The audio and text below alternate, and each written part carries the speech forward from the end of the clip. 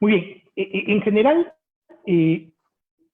debiéramos empezar para saber lo que es un procedimiento, ¿no? O sea, los procedimientos son, digamos, las maneras de hacer algo, ¿no? De manera lata, yo ya, y todos hemos aprendido en estas épocas, digamos, complicadas, que nos ha tocado vivir a todos, a tener procedimientos, ¿no? Yo las contadas veces con los dedos de mi mano que he salido a la calle, tengo un procedimiento, ¿no? El bolsillo derecho, celular, bolsillo izquierdo, que no lleva la llave de mi carro y además llevo mi gel, la mascarilla puesta, el protector facial. Eso es un procedimiento para salir, ¿no?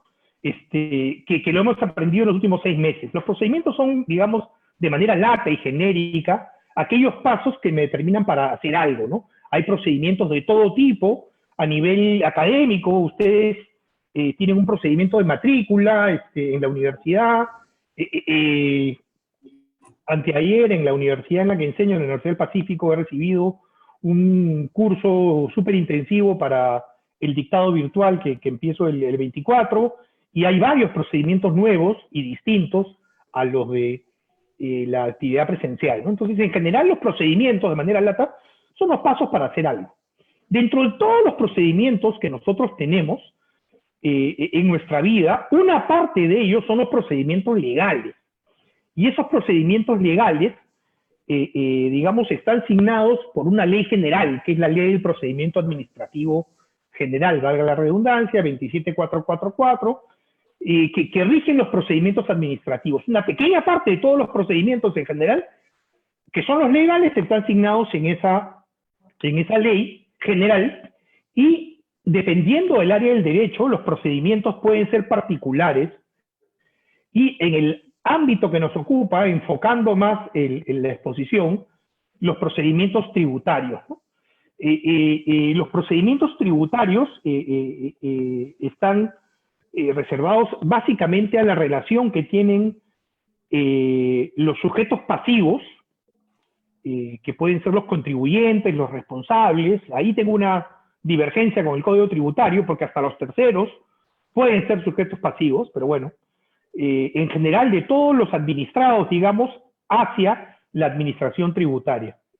Y de acuerdo con la Ley del Procedimiento Administrativo General, se entiende por procedimiento administrativo al conjunto de actos y diligencias tramitados en las entidades conducentes a la emisión de un producto, ¿no? Este producto se llama el acto administrativo, que produzca efectos jurídicos individuales o individualizables sobre intereses, obligaciones o derechos de los administrados.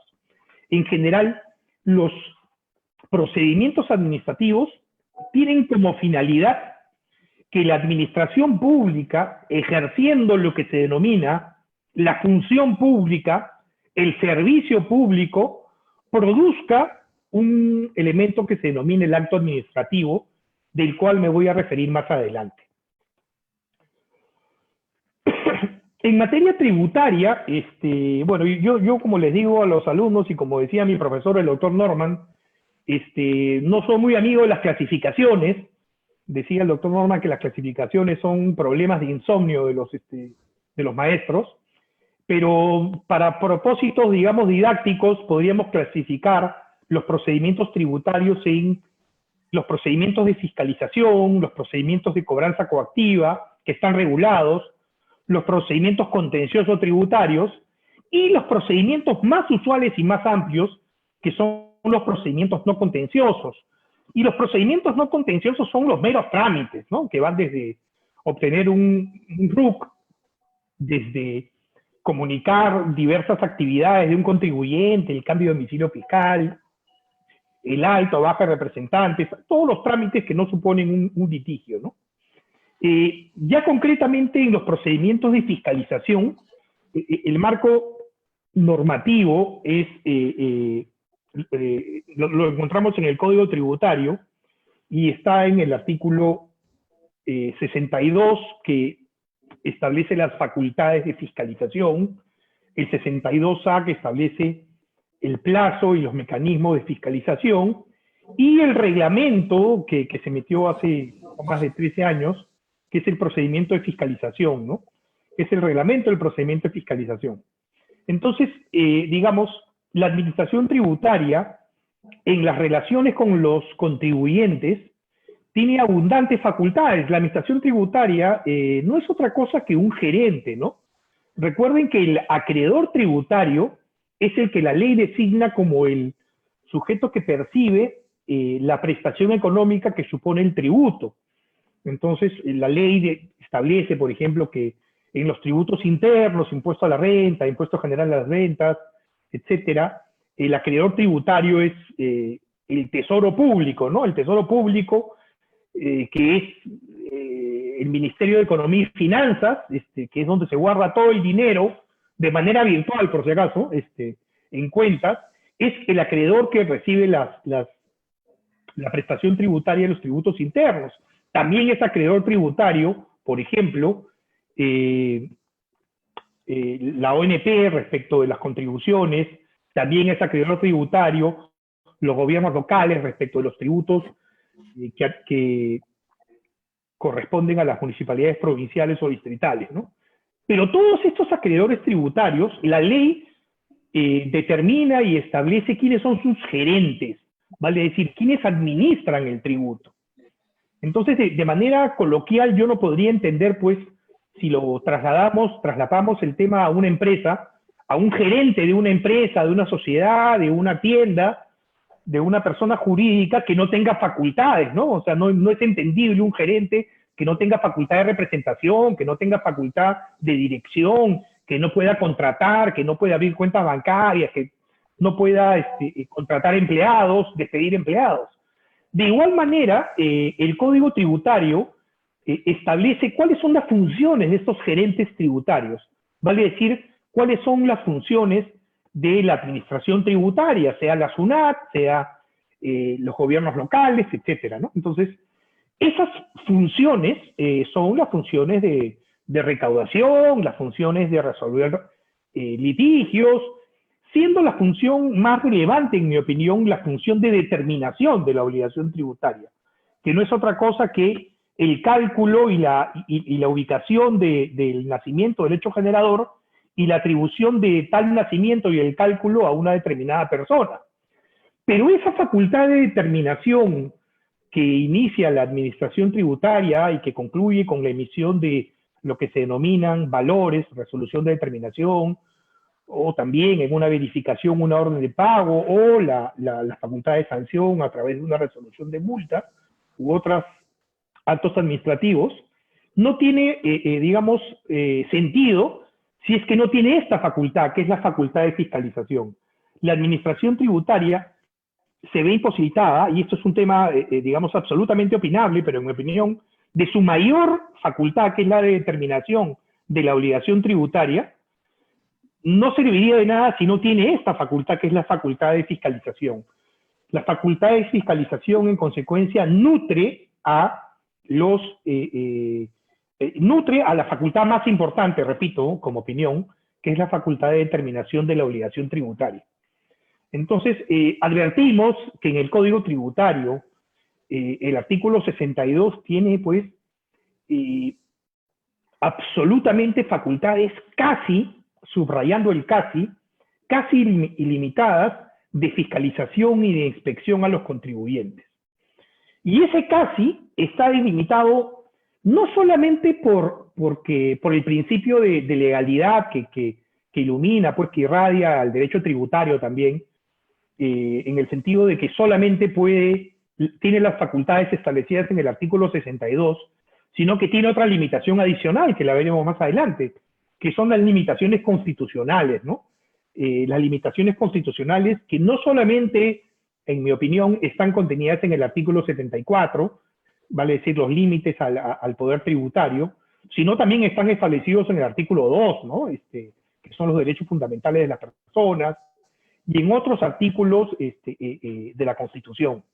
Pero digamos, a veces los excesos en la facultad de fiscalización generan que los órganos que revisen sean la propia SUNAT, el Tribunal Fiscal en sede administrativa, o el Poder Judicial, o incluso el Tribunal Constitucional, detecten estos excesos y establezcan que digamos, algunos elementos de validez del acto administrativo que surgieron como consecuencia de la fiscalización sean nulos, ¿no? Entonces, ese es el marco general de los procedimientos tributarios. ¿Qué incluye la facultad de fiscalización? ¿No? Básicamente, la inspección y la investigación. No es mi intención glosar pues, las 6 páginas que tiene el Código Tributario, por lo menos en la edición impresa que tengo, de todas las facultades de fiscalización previstas en el artículo 62, pero básicamente tiene como finalidad el control del cumplimiento de obligaciones tributarias, ¿no? No solamente a los contribuyentes, sino a aquellos que estuviesen exonerados, sin afectos, o con beneficios tributarios, incluso a los que sufren una baja descripción, ¿no? Y este procedimiento de fiscalización, reitero, cuyo producto final terminará siendo un acto administrativo en el que la administración tributaria exponga su facultad estrella o su facultad estelar, que es la determinación de la obligación, pueda terminar en una fiscalización definitiva, en una fiscalización parcial o en una fiscalización parcial electrónica, ¿no? De hecho, y si bien no es tema de esta exposición, pero un tema pendiente en estos tiempos será, digamos, regular algún tipo de fiscalización definitiva electrónica, ¿no? En donde por estos tiempos de pandemia y de distanciamiento social y de trabajo remoto de los dos lados, de la administración pública y de los particulares, se hace necesario un cambio, digamos, o una modificación o un cambio transitorio en materia de fiscalización, ¿no? Y eso es relevante porque, digamos, los ingentes recursos que el Estado ha gastado, bien o mal, eso es un tema ya que escapa al derecho en esta pandemia, provienen precisamente del cumplimiento tributario y de la fiscalización tributaria traducida en una determinación de tributos hacia los contribuyentes. La recaudación tributaria ha sido el pilar que nos ha agarrado, digamos, en esta pandemia con recursos muy importantes, a diferencia de otros países, para afrontar esta crisis, ¿no? Al margen de que hayan sido bien o mal gastados. Entonces, para más adelante, yo estoy seguro que la administración tributaria,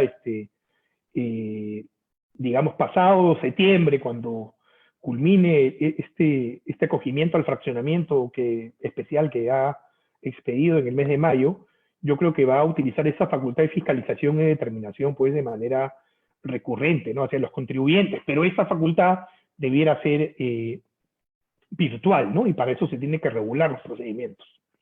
Bueno, mención aparte de esta pequeña digresión, esta facultad de fiscalización, digamos, como ya les comenté, trae como consecuencia la emisión del acto estrella de la facultad de la administración, que es la resolución de determinación, que no es otra cosa que el acto mediante el cual la administración pone en conocimiento del deudor, digamos, los resultados de la fiscalización y establece la existencia de crédito tributario, muy pocas veces, o de deuda tributaria, casi la totalidad de las veces, ¿no? También tiene una facultad para sancionar y a través de una fiscalización puede emitir una resolución de multa, o en una verificación, una orden de pago, o también operativos de sanción que generan actos administrativos vinculados a la sanción de comiso, de cierre, de internamiento temporal, etcétera, ¿no? Todos los que están en la parte derecha del cuadro no son otra cosa que actos administrativos, ¿no? Y acá, digamos, tenemos que regresar o tenemos que llegar a la definición establecida en el Código Tributario de lo que es un acto administrativo. Lamentablemente, nuestro Código Tributario no define lo que es un acto administrativo. Sin embargo, el derecho tributario tiene una vocación, como lo llamaba un profesor de la universidad, totalizante, ¿no? ¿A qué me refiero con una vocación totalizante? Todo lo que debas aplicar en el derecho tributario debe estar normado en las propias normas tributarias. Entonces, para tal efecto, la norma 9 del título preliminar del Código Tributario establece este principio totalizante en el sentido de que, leyendo lo contrario, solamente debiéramos revisar las normas tributarias para utilizar y aplicar el derecho tributario.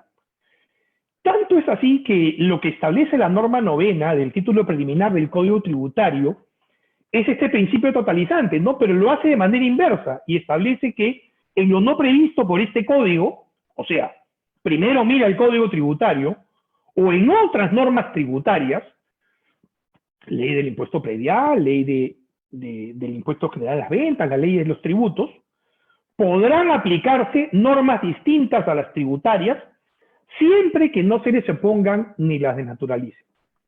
Entonces, hay una prelación. Primero, solamente normas tributarias. En segundo rango, otras normas que no sean tributarias, pero que no se les opongan ni desnaturalicen. Y supletoriamente se aplicarán los principios del derecho tributario que están básicamente en la doctrina tributaria o que están establecidos en jurisprudencia, supletoriamente en los principios del derecho administrativo que, a Dios gracias, están contenidos en la Ley de Procedimiento Administrativo General, en su título preliminar, y finalmente los principios generales del derecho, ¿no? Los principios generales del derecho, como todos sabemos, provienen casi del derecho natural, ¿no? Entonces, habida cuenta que, regresando a la diapositiva anterior, el resultado de las labores de fiscalización trae como consecuencia la emisión de actos administrativos, como son los señalados en la parte derecha del cuadro, deberemos establecer primero si es que estos, ¿qué son los actos administrativos? Como el Código Tributario no define lo que son los actos administrativos, ni ninguna otra norma tributaria, sea que cree tributos, sea que cree regímenes de excepción, establece lo que es un acto administrativo, tenemos que irnos a la ley general del procedimiento administrativo, ¿no? Debo hacer mención, además, no me es mi propósito extenderme, pero que la ley del procedimiento administrativo general establece que esa ley se aplica, además, concordante con la norma novena, se aplica de manera supletoria en caso que hayan leyes especiales, como es el Código Tributario. Entonces, no habiendo definición de acto administrativo, digamos, es un cuadro para explicar qué cosa es un acto administrativo, ¿no? Entonces, en general, un acto administrativo es el Estado, yo creo, ¿no? Es la administración pública trabajando. El producto del trabajo de la función pública, de la administración pública, y en particular de la administración tributaria, es el acto administrativo. No puede entenderse a la administración pública sin emitir actos administrativos. Es más, el ejemplo más preclaro es que por lo menos en mi caso, desde el lunes 16 de marzo hasta aproximadamente mediados de junio, mis clientes ni yo hemos visto la administración pública trabajar. No sé ustedes, pero lo único que yo he visto y he recibido son normas generales, o sea, normas publicadas en el peruano, pero no he recibido notificaciones de actos administrativos, porque en realidad se estableció pues un periodo de suspensión de plazos, y la administración pública no trabajó porque había una suspensión de plazos. Entonces, recién a partir de mediados de junio, fines de junio, ya de manera recurrente este mes de julio pasado y en agosto, hemos estado viendo al Estado trabajando, a la administración pública trabajando, y en mi caso, a la administración tributaria trabajando. Por ejemplo, en el mes de julio tuve, a mi cliente le llegó una notificación para un informe oral, rendí un informe oral virtual, ha estado trabajando. Entonces, el acto administrativo no es otra cosa que la administración pública trabajando y la administración tributaria, por ende, también trabajando. Entonces, constituye una declaración de las entidades públicas, ¿no? Esta declaración puede ser decisoria en el caso de un procedimiento de conocimiento. Por ejemplo, me pueden notificar ya aplicando los aspectos tributarios en una esquela, en un requerimiento, de comprobación, que puede ser el cierre de un requerimiento, o informándome sobre alguna inconsistencia entre, por ejemplo, mi declaración jurada del IGB, en donde tengo ingresos con un impuesto a una base imponible de 100, y mis pagos a cuenta de impuesto a la renta, que tienen una base imponible no de 100, sino de 110. Todos estos actos administrativos siempre son declaraciones de entidades, y siempre tienen que estar destinadas al exterior. Tanto es así que no existe, digamos, un acto administrativo cuyo destino no sea el exterior o el administrado, ¿no? de manera tal que, por ejemplo, la ley del procedimiento administrativo general, que no pienso extenderme, establece que la eficacia del acto administrativo se produce en el momento de la notificación, o sea, cuando sirve el acto administrativo. No sé, por ejemplo, puede hacer que el día de ayer en el Tribunal Fiscal, en la sala 3 o en la sala 2, se hayan sesionado 4 expedientes, se hayan firmado las resoluciones del Tribunal Fiscal, pero el secretario relator, digamos, todavía no procedió a su notificación y lo hará el día lunes o el día martes. En ese sentido, si bien el acto administrativo existe desde el día viernes, en que concluyó la emisión con la firma electrónica, en este caso de los vocales y del secretario relator, solamente va a revestir interés a partir de su notificación, ¿no? Entonces, siempre va a estar destinado al exterior y va a surtir efectos en relación a derechos, deberes e intereses de los particulares, creando relaciones jurídicas. Por ejemplo, si una persona quiere inscribirse en el Registro Único de Contribuyentes, se va a iniciar, digamos, una relación administrativa con la SUNAT, modificando estas relaciones, conciliando o interpretando o resolviendo. Todos los actos administrativos tributarios tienen un efecto sobre el destinatario, sea porque me declaran procedente una solicitud de devolución, sea porque me declaran procedente mi solicitud de inscripción, sea porque me declaran improcedente una solicitud de devolución o infundada una reclamación. Y siempre aplicable a una situación concreta, ¿no? Mientras que la norma jurídica, digamos, y este es un ejemplo claro, es absolutamente abstracta y dirigida a todos, tanto es así que en nuestro país se obliga a la publicación en el diario oficial para que entre en vigencia. El acto administrativo, por el contrario, no es abstracto, sino es concreto. Y no se publica en el diario oficial, se notifica en el contribuyente. Obviamente que hay determinados casos, incluso en el ámbito tributario, que esa notificación puede hacerse a través de disposiciones generales, como el diario oficial del peruano, etcétera. Pero normalmente es a una situación concreta, o sea, debiera ser un acto que tiene un destinatario, señor tal, o señores, empresa tal, con número de contribuyente tal. No tiene un carácter normativo el acto administrativo, sino que, digamos, en el caso tributario y concretamente en la fiscalización deviene un acto de administración tributaria, ¿no? Y obviamente es de derecho público, en el sentido que la administración tributaria expide estos actos en su calidad o en su función pública, en el sentido que normalmente hay un procedimiento debido para emitir estos actos administrativos. En general, yo debo decir que los actos administrativos, de acuerdo con la Ley de Procedimiento Administrativo General, por ejemplo, todos son recurribles. Entonces, un requerimiento de la administración tributaria es un acto administrativo, por ejemplo, un requerimiento en donde se le exige al contribuyente presentar determinada documentación, es un acto administrativo. Sin embargo, que de acuerdo con la Ley de Procedimiento Administrativo General podría ser recurrible.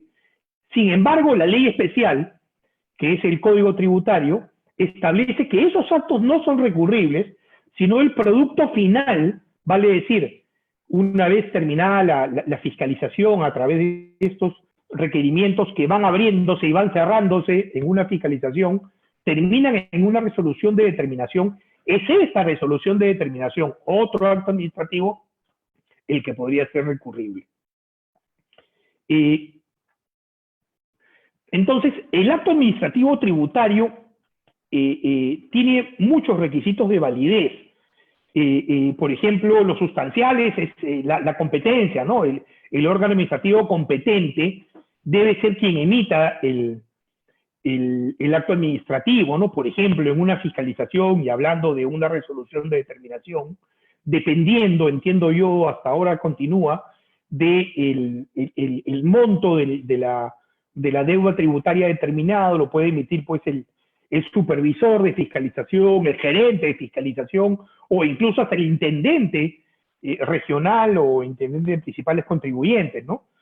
Hay una separación, digamos, de facultades dentro de la propia SUNAT, en este caso, quien es el órgano administrativo competente, ¿no?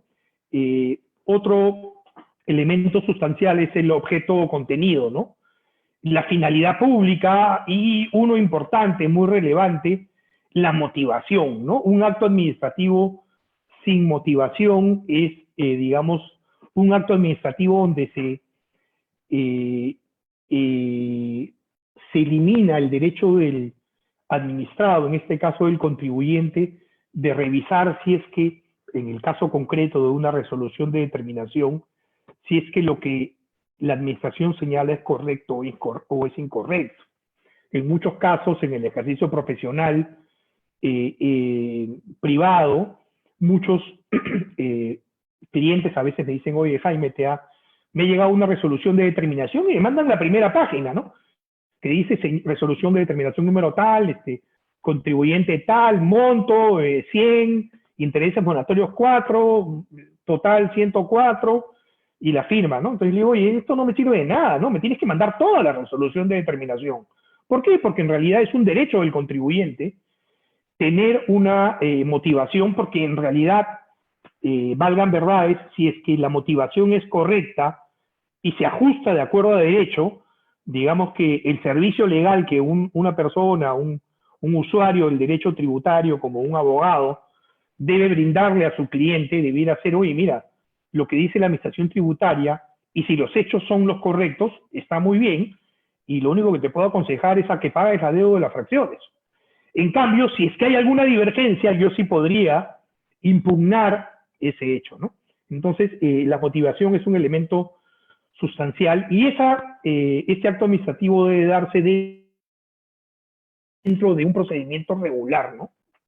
Y el elemento formal es que debe constar en el documento preestablecido, ¿no? Una resolución de determinación, una orden de pago, una resolución de multa. En cuanto a los requisitos de validez, miren, el Código Tributario sí establece cuáles son los requisitos de validez que determinarán que sin incumplimiento el acto administrativo devenga en nulo, ¿no?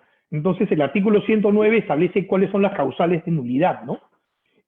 La primera, que es evidente, cuando el órgano es incompetente, cuando hay una omisión de cualquier requisito de validez, cuando hay una contravención, perdón, esta es la Ley de Procedimiento Administrativo General, ¿no? Cuando hay una contravención a la Constitución, a las leyes, cuando se establezcan infracciones o aplique sanciones no previstas por ley. Estos son, perdón, las nulidades de acuerdo con la Ley de Procedimiento Administrativo General.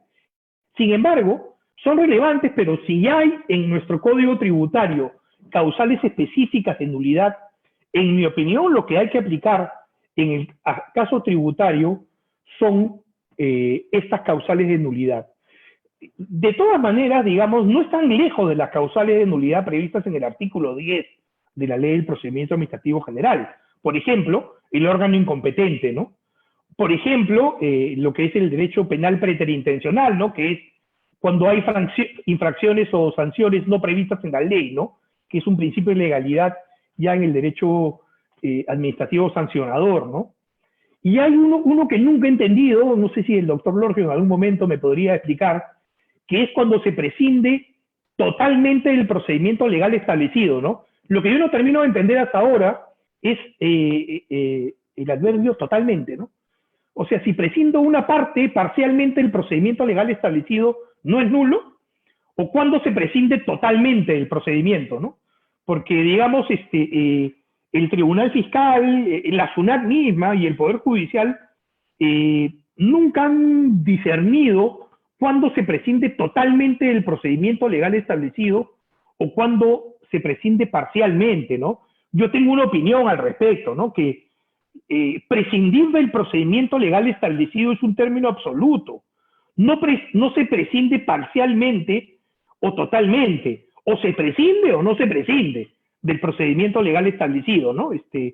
En la vida, pues, hay cosas que no pueden ser a medias, ¿no? O sea, como le digo a mis alumnos, pues, alguien o una señora está embarazada o no lo está, ¿no? Nadie está parcialmente embarazada, ¿no? Acá igual. O prescinde del procedimiento legal establecido o no prescinde del procedimiento legal establecido. Y otra causal de nulidad es cuando hay una aprobación automática o por silencio administrativo positivo que sea contrario al ordenamiento jurídico, ¿no? Por ejemplo, no sé, por error, yo ya tengo mi RUC sacado hace muchos años, y por error voy no sé, a otra provincia y saco otro RUC, ¿no? Y como el RUC es de aprobación automática y la administración tributaria, al momento de emitirme el nuevo RUC, no se ha dado cuenta que ya tenía un RUC, ese acto administrativo que proviene del silencio administrativo positivo termina siendo nulo porque va al ordenamiento, porque es contrario al ordenamiento jurídico. Vale decir, yo ya tenía un registro único de contribuyentes anterior y en virtud del silencio administrativo positivo no puedo generar un derecho que sea contrario al ordenamiento jurídico, ¿no? Estas son las causales de nulidad de los actos administrativos que debemos seguir siempre, ¿no? Todavía me sigue a mí latiendo esto del tema del procedimiento totalmente, de la prescindencia total del procedimiento, pero bueno, lo veremos adelante y por lo menos en la jurisprudencia que he encontrado y la que he utilizado en mi vida, nunca he visto que digan hay una prescindencia parcial, ¿no? Lo que sí puede haber actos de convalidación del acto administrativo, que es otro tema, pero nunca he visto una prescindencia parcial del procedimiento administrativo. Asimismo, el Código Tributario, con una modificación ya después de este siglo, ha establecido cuáles son las causales de anulabilidad de los actos administrativos tributarios. Vale decir, entiendo yo por anulabilidad, aquellos actos administrativos que siendo nulos, carezcan de algún requisito que pueda ser subsanado, ¿no? Lo que se denomina, digamos, en el derecho administrativo, la convalidación de los actos de la administración tributaria, ¿no? De la administración pública y de la administración tributaria. Por ejemplo, cuando ocurra alguna inobservancia de los requisitos del contenido, ¿no? El deudor, un error, el tributo, la base imponible, la tasa, o haya una inobservancia de la jerarquía entre de las dependencias o funcionarios, ¿no? Cuando haya, por ejemplo, la emisión de un órgano incompetente dentro de la misma dependencia o del funcionario de la propia administración pública, ¿no? Son actos en donde se pueden convalidar, ¿no? Y se convalidan hacia adelante. Digamos que siempre existe, creo yo, la vocación en el derecho administrativo, recogida este siglo en el Código Tributario, de conservar el acto administrativo, ¿no? Porque, digamos, yo siempre he entendido, y digamos, por mi experiencia profesional y sobre todo en el Tribunal Fiscal, que dado que la administración pública actúa y genera efectos sobre los particulares, las normas administrativas son muy duras en cuanto a que si hay un procedimiento establecido, la administración pública, la administración tributaria en este caso, debe ser rigurosa en establecer todos los requisitos para emitir un acto administrativo, porque no es un acto, digamos, que proviene de la voluntad de las partes, como lo es un acto jurídico en el derecho privado, sino es un acto unilateral que proviene de la administración pública y que afecta, para bien, para mal, a un administrado. En ese sentido, digamos, no obstante que el derecho es muy duro al establecer causales de nulidad, se trata de morigerar un poco aquellos actos administrativos cuyos requisitos puedan ser convalidados posteriormente por la misma administración. Este supuesto de anulabilidad se encuentra contenido desde antes por el principio de conservación del acto administrativo, ¿no? Para que se ubiquen un poco en la Ley de Procedimiento Administrativo General, el artículo 10 de la Ley de Procedimiento establece cuáles son las causales de nulidad, pero el artículo 14 establece que el acto administrativo se debe conservar o puede conservarse cuando no es trascendente al incumplimiento de sus elementos de validez. La pregunta es, y por eso he puesto tilde en el título, ¿cuándo no es trascendente el incumplimiento de sus elementos de validez? Y la propia ley establece sus supuestos, ¿no? Pero también son supuestos que terminan siendo poco objetivos, ¿no? Dice cuando su contenido sea impreciso o incongruente con las cuestiones surgidas en la motivación. O sea, eso significa cuando no haya motivación, no, significa que cuando hay una motivación imprecisa o incongruente, ¿no? O lo que se denomina, o cuando hay una motivación insuficiente o parcial, ¿no? Entonces, acá, por ejemplo, ¿cuándo será imprecisa? ¿Cuándo será insuficiente? ¿Cuándo será parcial? Yo creo que se verá caso por caso, ¿no? Cuando infrinja las formalidades no esenciales del procedimiento, ¿no?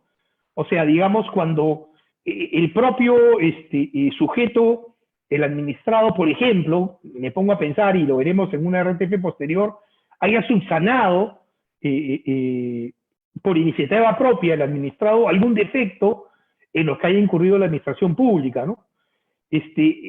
Cuando se concluye indudablemente, de cualquier otro modo, que el acto administrativo hubiese tenido el mismo contenido, ¿no?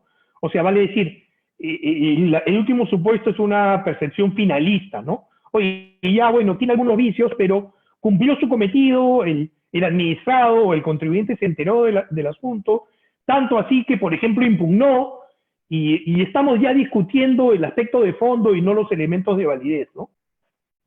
Y aquellos emitidos con omisión de documentación no esencial, ¿no? Por ejemplo, se discute mucho, por ejemplo, la motivación de las resoluciones de determinación, si es que debiera contener toda la motivación contenida en la fiscalización, y bueno, mal que bien el Tribunal Fiscal ha permitido que en las resoluciones de determinación, en la motivación, la Administración Tributaria haga una revisión a los resultados del requerimiento X y los resultados del requerimiento Y y los resultados del requerimiento Z. Debe haber una remisión correcta para que el propio administrado contribuyente pueda llegar a establecer cuál es la motivación. La modificación de los actos administrativos. Quiero recordarles algo, ¿no? Los actos administrativos son eficaces desde su notificación. O sea, en el ejemplo que les di, si el día viernes la sala 2 sesionó, firmaron todo, pero el día domingo un vocal se da cuenta de que hay un error, como no se ha notificado todavía el acto administrativo, lo pueden cambiar tantas veces hasta que se notifica. Y el artículo 108 del Código Tributario establece que, aún después de la notificación, la Administración Tributaria podrá revocar, modificar, sustituir o complementar un acto administrativo después de su notificación. Miren, una excepción. Salvo, digamos, la única excepción es cuando hay una facultad de reexamen, un procedimiento contencioso. Pero después de su notificación, únicamente puede modificar el acto administrativo. Léase, por ejemplo, la resolución de determinación, la orden de pago o la resolución de multa, cuando se verifican los supuestos previstos en el artículo 108, ¿no? Cuando hay errores materiales o numéricos, cuando hay un ocultamiento de información, etcétera, ¿no? Y acá quiero citar al profesor Yanacone, que se nos adelantó y que, bueno, lo conocí más como funcionario de la SUNAT, y que sirva esta nota para darle un homenaje a Felipe. En su libro Comentarios al Código Tributario, que ya va a cumplir 20 años, Felipe señala, y lo quiero poner en presente, puesto que su obra todavía sigue vigente, una vez notificado el acto de la Administración Tributaria, dice Felipe, inmediatamente el principio de irrevisibilidad o intangibilidad de los actos administrativos a instancia de la misma administración exige ser aplicado. Sin embargo, se permite que por razones justificadas el legislador pueda establecer excepciones a dicho principio. ¿A qué se está refiriendo el profesor Yanacone? A que el 108 es la única excepción. Pero una vez que la Administración Tributaria, y ahí quiero ir al punto, notifica un acto administrativo, una resolución de determinación, ya terminó su trabajo. En ese caso, digamos, notifica y chao, ya no hay nada que hacer con ese acto administrativo. Y ese acto administrativo se mantendrá válido, porque hay un principio evidente que espero que ustedes, que entiendo que ustedes conocen, que es el principio de la presunción de validez de los actos administrativos. El acto administrativo va a ser válido a menos que sea impugnado por el contribuyente en este caso, o sea modificado de acuerdo al 108. Pero ya la administración tributaria no tiene nada que hacer, se dedicará a emitir otros actos administrativos, pero ya lo notificó, ya acabó su trabajo. Tanto es así que si es que el contribuyente decide impugnar la propia área de determinación de tributos, que es el área de fiscalización, ya no ve el tema, lo verá otra área, que es el área de reclamos, y si el reclamo es infundado, lo vendrá otro estamento, que es el Tribunal Fiscal, y si el Tribunal Fiscal declara infundada la apelación, lo verá el Poder Judicial, pero ya en realidad el emisor del acto administrativo, quien pudo incurrir en las nulidades en la fiscalización, se desentiende del asunto con la mera notificación. Y acá hay algunos vicios de nulidad de los requerimientos, ¿no? He hecho alguna enumeración que los voy a desarrollar en los siguientes minutos que me quedan sobre los vicios de nulidad.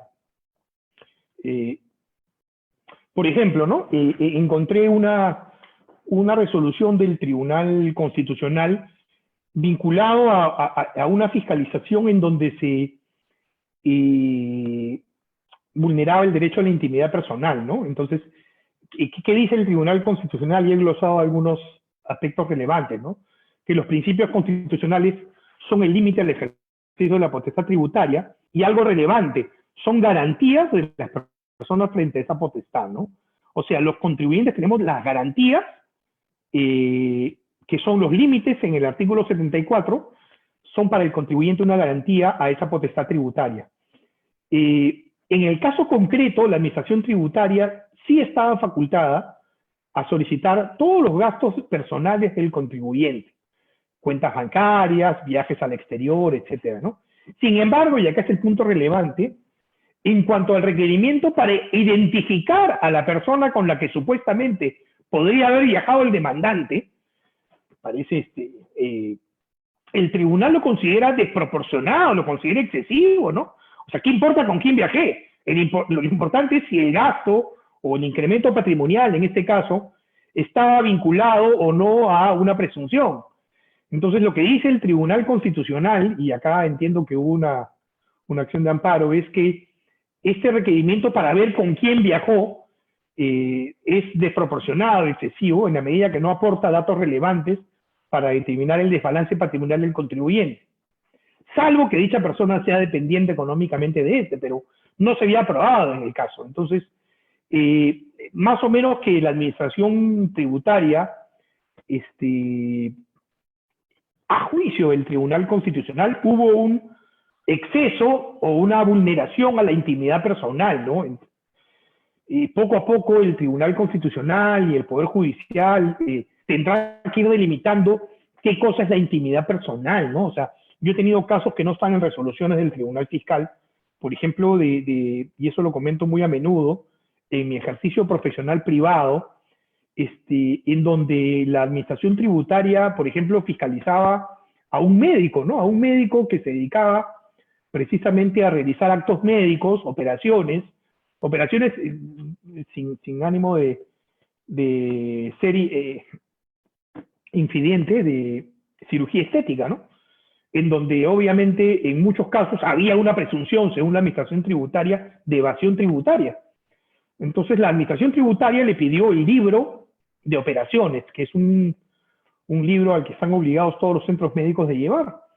Y el contribuyente me dijo, ¿lo presento, no lo presento? Yo la verdad que, viendo el artículo 62, le dije, bueno, sí estás obligado a hacerlo, ¿no? Hasta que un constitucionalista amigo mío que estaba en esa reunión, en el estudio, dijo, no, hay un derecho a la intimidad personal prevista en la Ley General de Salud y en la Constitución, que es la identidad de los actos médicos, incluso que lo vemos ahora, ¿no? Nadie está permitido decir quiénes son los contagiados de la COVID, ¿no? Entonces, nosotros respondimos a ese requerimiento, le dijimos a la administración tributaria que no podíamos entregar el libro de operaciones porque se encontraba bajo la protección, el manto de la intimidad personal y de los actos médicos previstos en la Constitución y en la Ley General de Salud. Y la administración tributaria dijo que está bien. Igual, de otra manera, lo fiscalizó a este contribuyente y con éxito, después me enteré porque le hizo una fiscalización sobre incremento patrimonial no declarado, ¿no? Pero digamos, por la vía del libro de operaciones no pudo entrar en virtud de este derecho a la intimidad personal, que digamos que es un derecho que el Tribunal Constitucional tendrá que delimitar, ¿no? Hay también algunas nulidades de requerimientos, ¿no? Por ejemplo, cuando no ha sido, o sea, no resulta válido lo señalado en el resultado de un requerimiento respecto de una presentación que no ha sido requerida antes, ¿no? Lo cual es evidente, ¿no? Una resolución de los años 90, ¿no? Igual, cuando no se establece en qué plazo debe presentar el contribuyente la documentación, ¿no? Entonces el Tribunal Fiscal declaró nulo el requerimiento porque no se consigna la fecha en que la recurrente debía cumplir con exhibir los documentos, sino decía solamente exhibe, ¿no? Eso poco a poco ha ido madurando, ¿no? También es nulo solicitar información para el mismo día de notificado. Recuerden que la notificación surte efectos al día siguiente, entonces si me notificas el lunes para que presente el mismo lunes, es imposible porque recién el requerimiento surte efectos el martes. El Tribunal Fiscal también declaró la nulidad del requerimiento, ¿no? También se debe señalar, por ejemplo, el plazo, ¿no? Y acá hay un ejemplo de lo que es la convalidación del acto administrativo, ¿no? Durante finales del siglo XX, digamos, cuando trabajamos en el Tribunal Fiscal, hasta el año 2002, 2003, SUNAT lo que establecía era pedía documentación sin observar el plazo de 3 días. El Código Tributario dice que el plazo para entregar documentación debía ser menor a 3 días. Entonces, si pedía documentación en un plazo de 2 días, el Tribunal Fiscal declaraba nulo el requerimiento y nulo todo, ¿no? El requerimiento, la resolución de determinación, etcétera, la resolución de intendencia. Sin embargo, en una jurisprudencia de observancia obligatoria, el Tribunal Fiscal, acogiendo este principio de conservación del acto administrativo, establece que no termina siendo nulo en caso que se hubiera dejado constancia en el resultado del requerimiento que el deudor presentó la información solicitada dentro del plazo que le dieron. O sea, vale decir, si a mí me dieron 2 días, cuando debió el requerimiento pedir por lo menos 3 días, y yo presenté toda la documentación voluntariamente en el plazo de 2 días, si bien el requerimiento es nulo porque la ley, el Código Tributario dice que el plazo debe ser no menor de 3 días, y pedirme y otorgarme 2 días devendría en nulo, al yo contribuyente haber subsanado y haber presentado la documentación, no hay un menoscabo del derecho del contribuyente, ¿no? Entonces,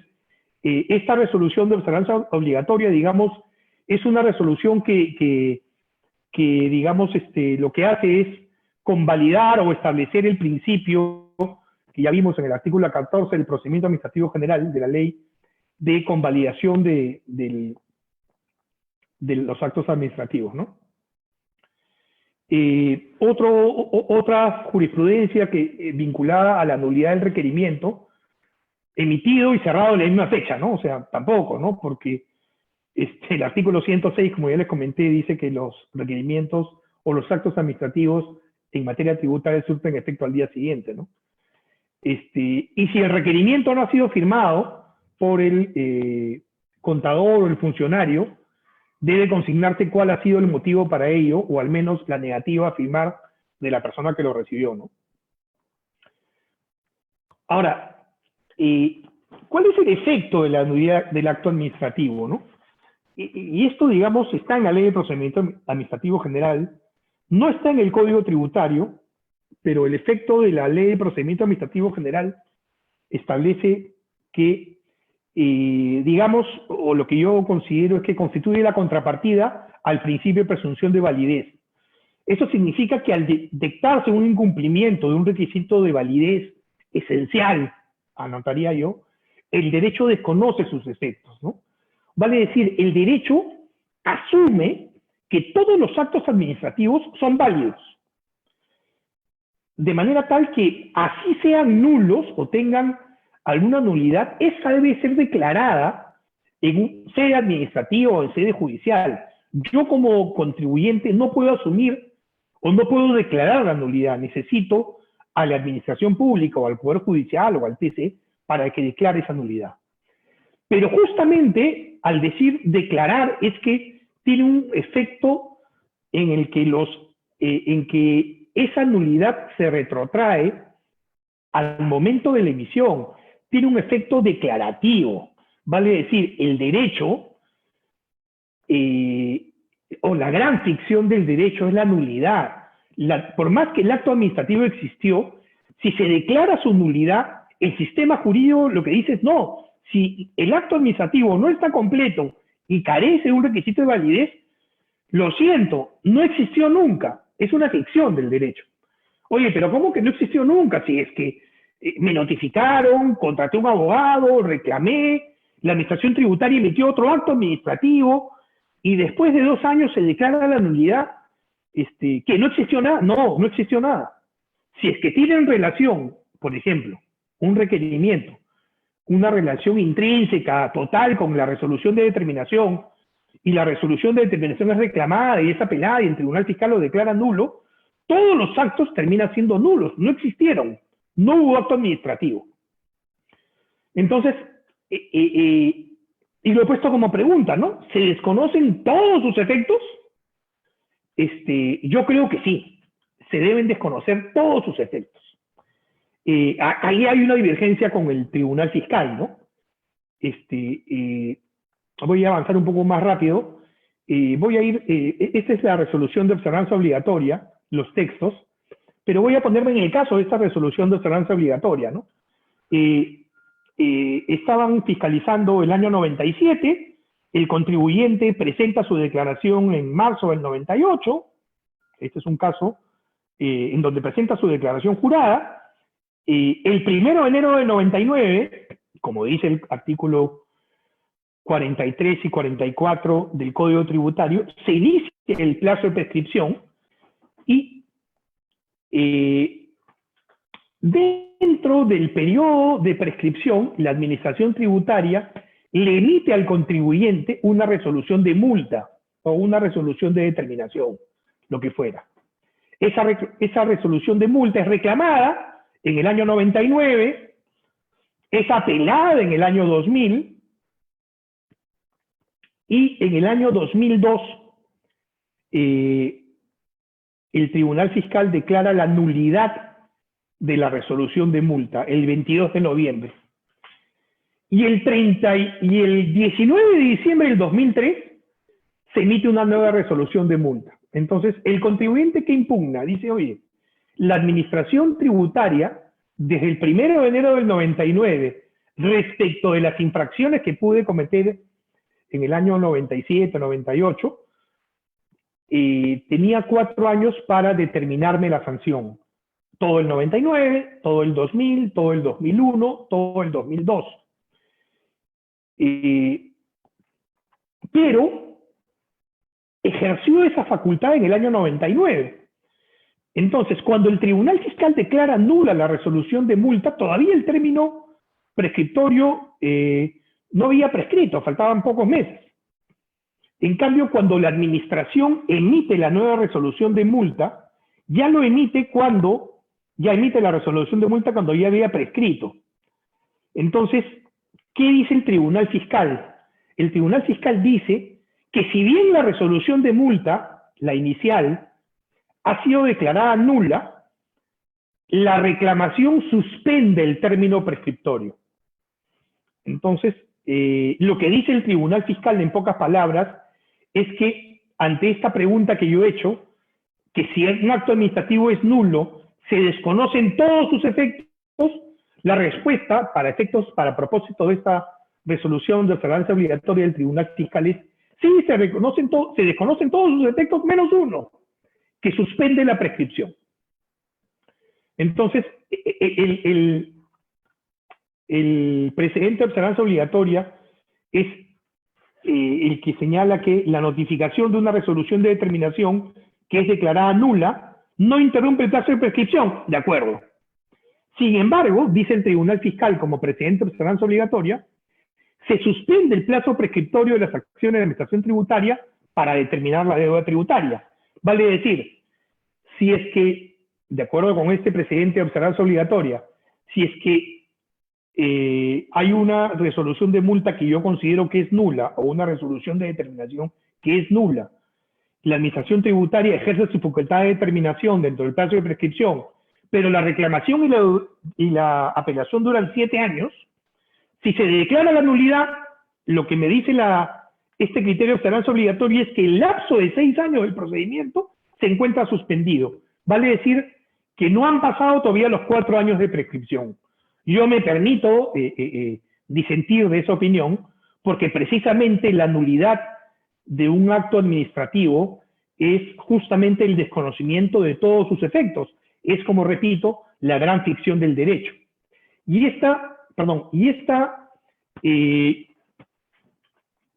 este criterio de observancia fue, es más, recogido por la legislación en el año 2009 y modificado en el año 2016. Y dice lo mismo, ¿no? Para efectos de lo establecido en el presente artículo, que habla de la suspensión de la prescripción, la suspensión que opera durante la tramitación del procedimiento contencioso tributario o la demanda contencioso administrativa, en tanto se dé dentro del plazo de prescripción, no es afectada por la declaración de nulidad de los actos de la administración o del procedimiento llevado a cabo. O sea, así demore 10 años, esa nulidad no se ve afectada, la prescripción no se ve afectada por la nulidad, vale decir, sigue suspendido el término prescriptorio. Esta es una disposición legal que sigue vigente y con la cual yo me permito disentir. Posteriormente, digamos, modificaron el tema y ya no es durante todo el procedimiento, sino dijeron, oye, está bien, se suspende durante el plazo que tiene la administración tributaria para resolver, 9 meses en el caso de reclamación y 1 año en el caso de la apelación. Pero igual, en realidad, si es declarado nulo el valor, la resolución de determinación, y ya se pasaron los 4 años que tenía la administración para determinar la obligación tributaria, en mi opinión, ha prescrito. Y esta opinión ha sido felizmente recogida en esta casación que encontré del año 2018, es la casación 8340-2015, ¿no? Y voy a leer solamente el recuadro por cuestión de tiempo. La sala ha fallado en el sentido en que al haber declarado a la SUNAT la nulidad de los valores, estos no pueden ser empleados como fundamento para suspender la prescripción. Asimismo, las actuaciones dictadas durante la tramitación del recurso de reclamación tampoco pueden suspender dicho plazo. O sea, le da el sentido, en mi opinión, esta casación, correcto a los efectos de la nulidad. Entonces, la nulidad, de acuerdo con esta casación, digamos, recoge el principio de que previsto en la Ley de Procedimiento Administrativo General y previsto en la doctrina y previsto como contrapartida, según señala la doctrina, a la presunción de validez. Si un acto administrativo es nulo, no produce ningún efecto. El acto administrativo podrá ser convalidable, etcétera, pero si es declarado nulo, no hay ningún efecto, menos aún en la suspensión o interrupción de la prescripción.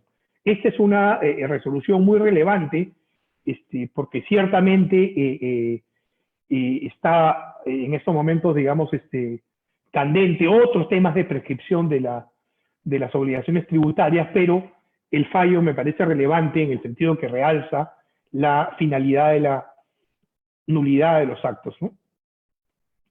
Igual acá se establece en la RTF del año 2016 la nulidad de los actos administrativos cuando no está debidamente motivado. En este caso, la resolución del año 2016 establece que un requerimiento, la resolución de determinación era nula porque no tenía la motivación suficiente, y al final establece lo previsto en el artículo 13 de la Ley de Procedimiento, ¿no? Que la nulidad de un acto implica la de los sucesivos actos. Entonces declara nula, como un castillo de naipes, se cae el requerimiento, la resolución de determinación, la resolución de intendencia, ¿no? También hay nulidades por falta de motivación, en este caso, cuando no se establecen claramente los reparos, porque, digamos, lo que generan, si es que el contribuyente no puede conocer claramente los reparos, generan un régimen de indefensión, ¿no? También la nulidad por falta del debido procedimiento, ¿no? Que es un derecho, en mi opinión, fundamental, contenido en, digamos, establecido en las facultades jurisdiccionales, en la Constitución, pero aplicable también para el derecho administrativo, ¿no? En este caso, digamos, se declara nula un requerimiento y la resolución de determinación porque faltó al debido procedimiento, ¿no? Y digamos, para concluir, digamos, como agenda pendiente, ¿no? Yo me ponía a pensar si es que es necesario tener un estatuto del contribuyente, ¿no?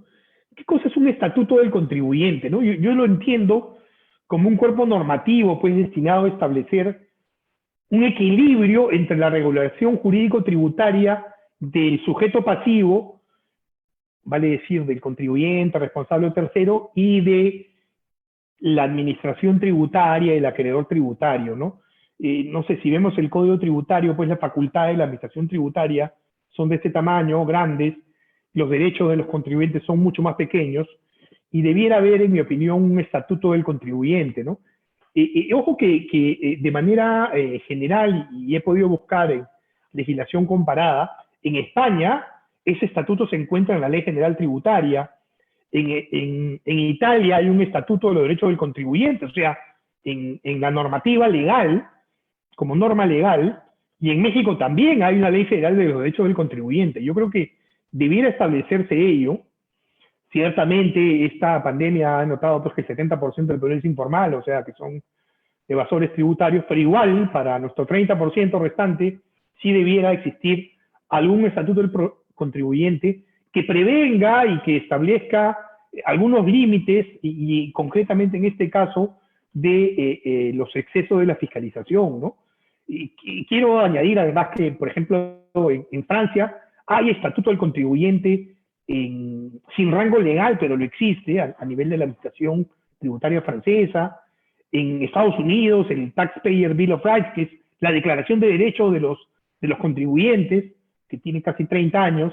Entonces, no estaría de más, no sé si de rango legal o, digamos, de un rango inferior, ir creando un estatuto del contribuyente, donde todos estos problemas procesales, incluyendo los que han tenido, que hemos visto en esta sesión, puedan ser contenidos y respetados a nivel del contribuyente. Ciertamente, y reitero, yo también he estado del otro lado del escritorio, en el Tribunal Fiscal, y los contribuyentes tampoco son angelitos, ¿no? El 70% no tributan, ¿no? O sea, pero eso no quita que el otro 30% restante no tenga o no se respete los derechos del contribuyente, y en este caso ante los excesos por parte de la unidades de la fiscalización. Muy bien, disculpen si me he pasado unos minutos, espero haber sido claro y también le pido disculpas si he cometido algún error o se ha aburrido. Muchas gracias.